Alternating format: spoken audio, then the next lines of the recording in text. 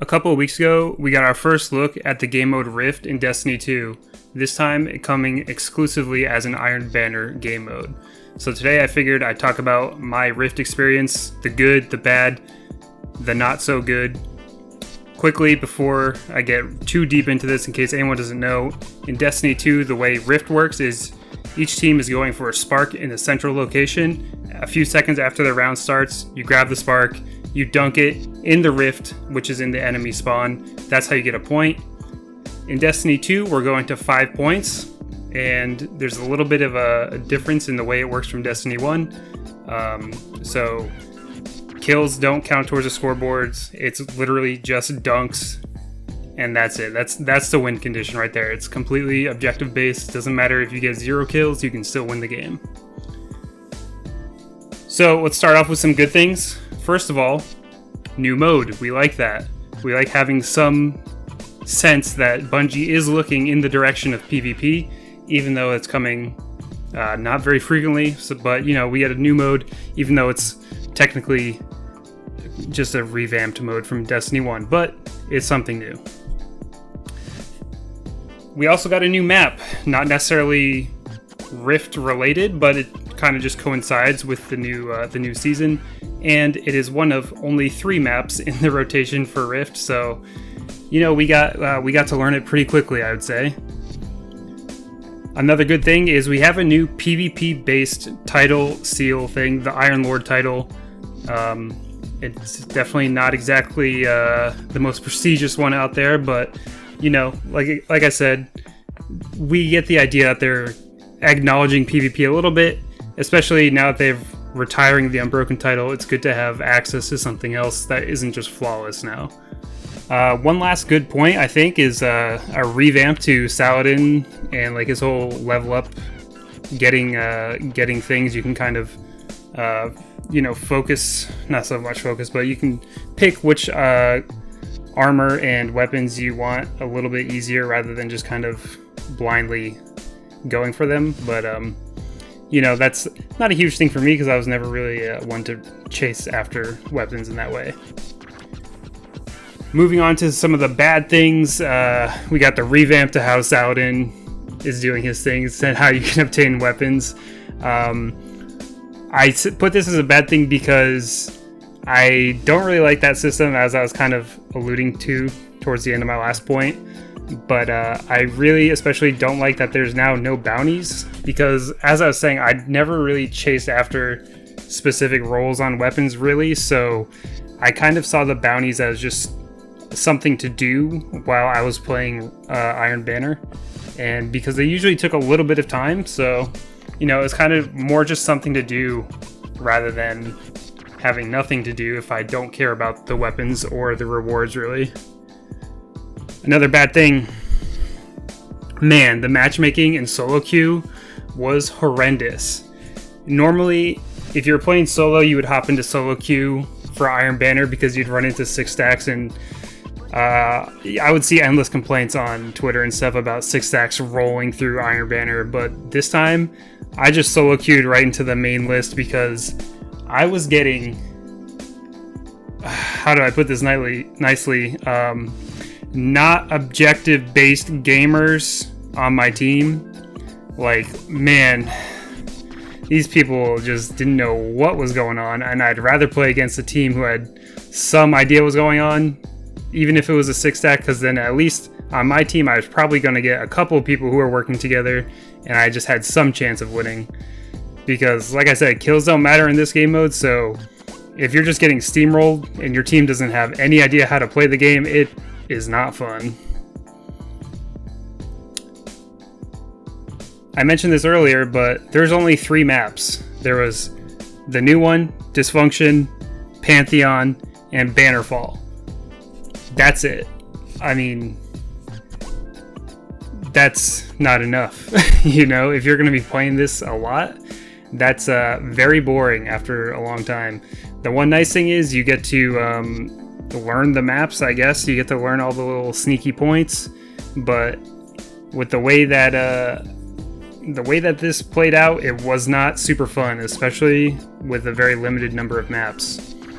respawn timer was a little bit too long. I think it kind of disrupted the flow of the game, where if you would die and you had teammates like I did and they just kind of looked at your ghost and didn't revive you, that's 10 seconds you have to wait to then be spawned completely like half the map away from any action at all.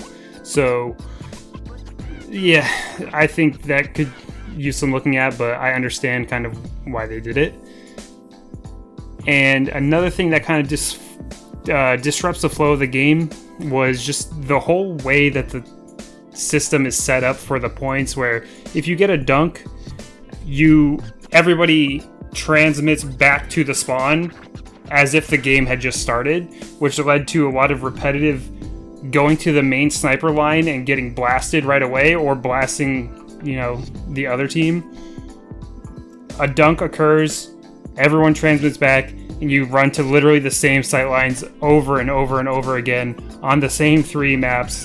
The same thing keeps happening. It's very repetitive, and just the whole transition of going back to the spawn, I feel like was very disruptive. I understand why they do it, but it's just not super fun, I think, and it kind of I don't know, it can take away some momentum and just in general enjoyment of the game. And finally, here's some things that I think were relatively, as the kids say, mid about this whole thing. And that is kind of like I was saying, how the respawn and round system was a bad thing. I do understand why they did it. And so that's why I kind of am moving it down to just a mid thing, because I know it's necessary for what they're trying to do. I just don't think it's optimal. So I think it's kind of just the maybe best of a bad situation if they're going to not count anything else towards an overall score and win condition. It is nice that they did provide a chance to be revived, but honestly, the mitigation that the revives provides is often ignored, I would find, by teammates, unless you were, able to directly talk to your team and say, hey, come revive me, I found that oftentimes I would be one of the higher revived scoring people on the team, which is a stat you can see at the end, and I'd have like 6 or 7 revives, and then the next highest would be like 2, and that's, I feel like, would say a lot about the outcomes of the games. I feel like the Iron Lord title is a little bit too easy to get, It's definitely not like, well, now that Iron Banner isn't quote-unquote end game activity anymore, I guess it makes sense that it's not like the most hardcore thing to get, but I feel like working a full-time job and then still being able to crush it on week 1, it's just a little lackluster, I would say. I get that I would prefer that they didn't want to artificially time gate it, kind of like they did on Broken, where you had to wait 3 seasons to get the title.